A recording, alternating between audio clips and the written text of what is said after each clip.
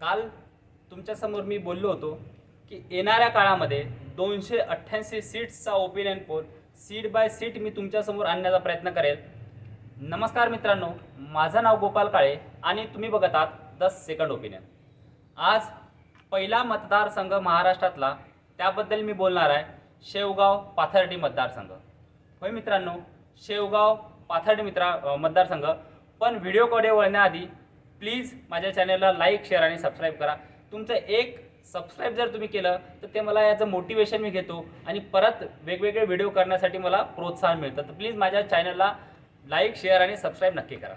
तर मित्रांनो, शेवगाव पाथर्डी त्याआधी थोडंसं रिकॅप। लोकसभाचा निकाल लागला, लोकसभा निवडणुकीचा निकाल लागला।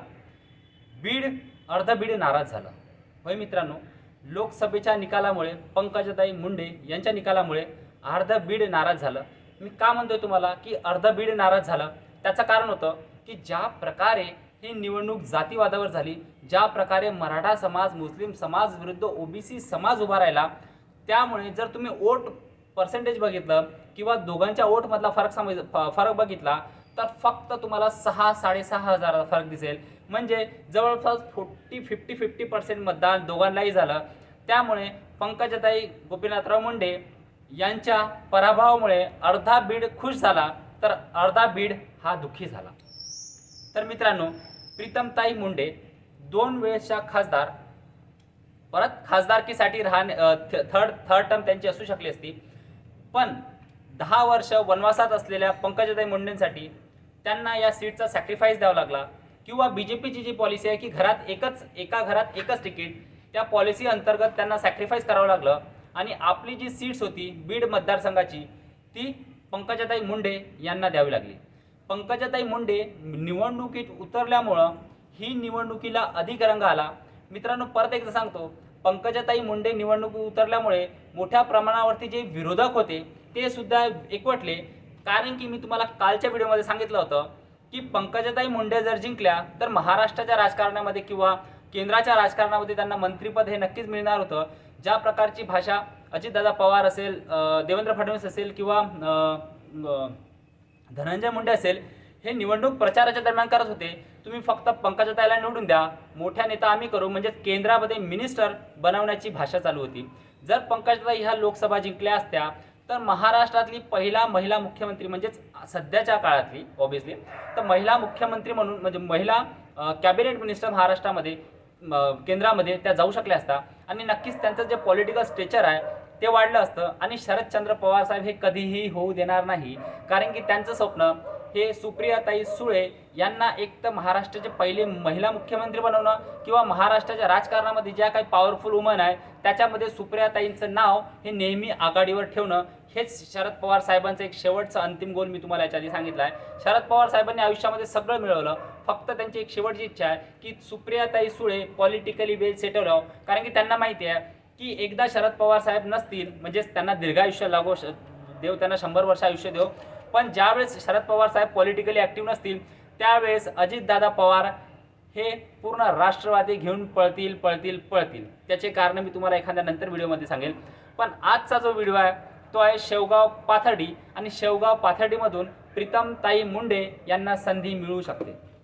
मित्रांनो, गोपीनाथ मुंडे साहेब म्हणायचे, बीड जर माझी माय आहे, म्हणजे परळी जर माझी माय आहे तर पाथर्डी ही माझी मावशी आहे।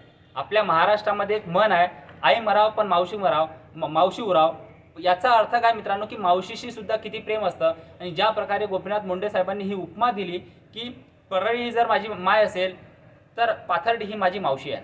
पाथर्डी हा एक भाजपाचा मजबूत गड समजला जातो।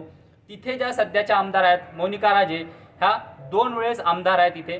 तिथला जो मतदार आहे बीजेपीचा तिथं खूप मोठ्या प्रमाणावरती कॅडर आहे। तिथला मतदार हा कॅन्डिडेट न पाहता बीजेपीच्या कमळावर मत करणारा मतदार आहे। त्यामुळे मोठ्या प्रमाणावरती तिथे बीजेपीचे समर्थक वर्ग तिथे आढळतो। त्यामुळे बीजेपीच्या समर्थक वर्गाच्या भरवशावर, म्हणजे पंकजाताई मुंडेंचा त्याच्यामध्ये खूप सिंहाचा वाटा होता। त्यामुळे मोनिका राजे ह्या 2 वेळेस तिथे आमदार म्हणून निवडून आल्या। पण मित्रांनो, आता जे बीजेपीची इंटरनल सर्व्हे सुरू आहे, ज्या प्रकारच्या लोकसभामध्ये पराभव बीजेपीला सोसावा लागला, ज्या प्रकारची पिछेहाट महाराष्ट्राच्या राजकारणामध्ये बीजेपीची लोकसभेमध्ये झाली, ज्या प्रकारची दमछाट देवेंद्र फडणवीस असेल, एकनाथ शिंदे असेल आणि अजितदादा पवार तर स्वतःची त्यांची पत्नीच बारामती इथून हरली, त्यानंतर बीजेपी असेल किंवा महायुती असेल, ते म्हणतात ना की दूध का जला ताक भी फूक फूक पे पिता है. त्याचा अर्थ काय की बीजेपी आणि महायुती सध्या एवढी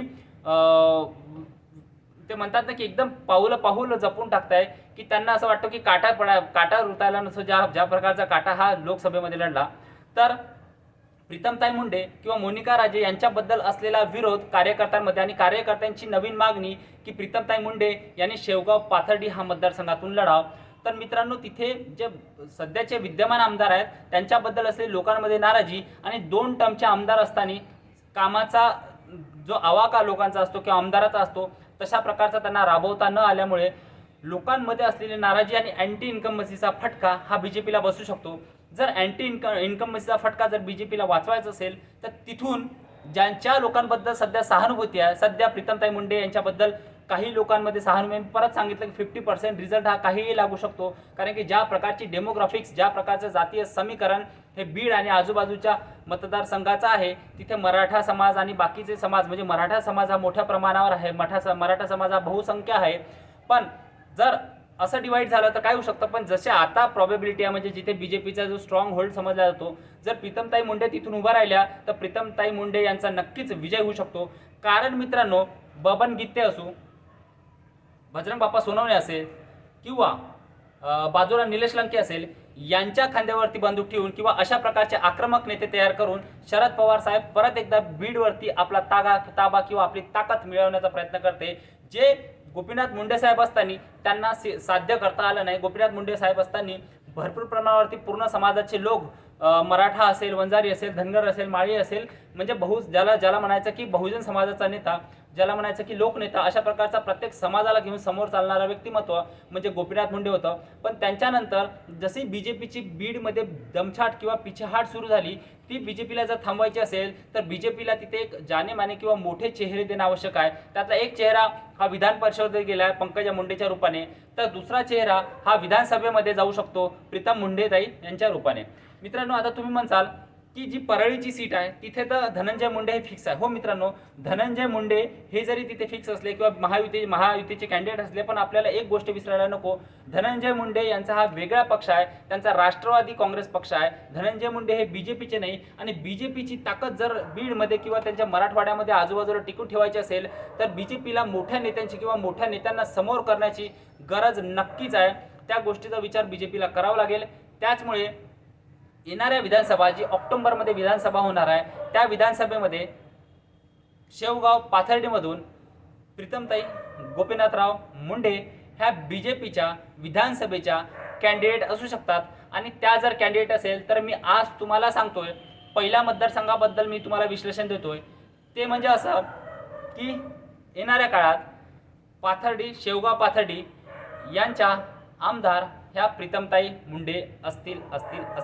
मित्रांनो, मी मान्य करतो की लोकसभेमध्ये माझे काही अंदाज चुकले, पण अंदाज चुकण्यामागचे कारणं पण भरपूर होते. मी कोणत्याही प्रकारचा एक्सक्यूज देत नाही. मी त्याच दिवशी लाईव्ह येऊन तुमची माफीसुद्धा मागितली की हो, माझा अंदाज चुकला. मी बीजेपीला जवळपास 30 म्हणजे एनडीएला मी 30 जागा सांगितल्या होत्या आणि फक्त आल्या निवडून 17 जागा. पण ज्या प्रकारच्या छोट्या मार्जिनने काही जागा गेल्या, तेवढी छोटी मार्जिन प्रेडिक्ट करणं हे खूप कठीण असतं मित्रांनो, खूप कठीण म्हणजे करूच शकत नाही कोणी. कारण कोणाचा सॅम्पल साईज किती असतो. मी बोलून किती 50-100 लोकांशी बोललो असेल. मी प्रत्येक समाजातल्या घटकाशी बोलण्याचा प्रयत्न करतो. मी काही व्हिडिओ पण टाकले यूट्यूब चॅनलवरती माझ्या, ज्याच्यात तुम्हाला दिसेल की मी पब्लिकचं जसं बोलतो तसं तुम्हाला दाखवतो. कुठल्याही प्रकारचं एडिट आणि कट त्यामध्ये करत नाही किंवा अशा लोकांना भेटत नाही की ते फक्त एका पार्टीबद्दल बोलतात. मी रँडमली लोकांजवळ जातो आणि तिथल्या लोकांचे मुद्दे काय वाटतं त्यांना, कोणत्या जातीचं ओपिनियन काय आहे किंवा कोणत्या जातीचं मत कुठे चाललं, त्याच्या मागे काय कारण आहे. बरोबर, मनोज जरांगे फॅक्टर किती मोठ्या प्रमाणात चालतो, शेतकऱ्यांची नाराजगी, कांदा भाव, सोयाबीनचे भाव, या प्रकारचे भावाचे इफेक्ट किती प्रकारे होतात, कर्जमाफी असेल, पीक योजना असेल किंवा गव्हर्नमेंटच्या ज्या वेगवेगळ्या पॉलिसीज आहे, सबसिडीच्या असेल, सबसिडीबद्दलची नाराजी शेतकऱ्यांची कशी आहे, याच्याबद्दलचा व्हिडिओ मी सरपंचाशी बोलून तुमच्यासमोर टाकलेला आहे. मित्रांनो, असेही लोक सापडले जे बीजेपीचे समर्थक, खूप खंदे समर्थक आहे किंवा एकनाथ शिंदे साहेबांचे खूप खंदे समर्थक आहे, पण ते सांगतात की हो समर्थक आहोत, पण अशा प्रकारच्या चुका या गव्हर्नमेंटमध्ये होत आहे, त्या चुकांमुळे ह्या गव्हर्नमेंटला बॅकफुटवर जावं लागतं आहे. तर मित्रांनो, आज पहिला होता मतदारसंघ ज्याच्याबद्दल मी तुमच्यासमोर माहिती शेअर केली, तो म्हणजे शेवगाव पाथर्डी. तिथे येणाऱ्या काळामध्ये प्रीतमताई मुंडे ह्या उमेदवार असतील आणि त्या जर उमेदवार असतील तर शेवगाव पाथर्डी मतदारसंघ हा बीजेपी जिंकेल, म्हणजे प्रीतमताई मुंडे जिंकेल.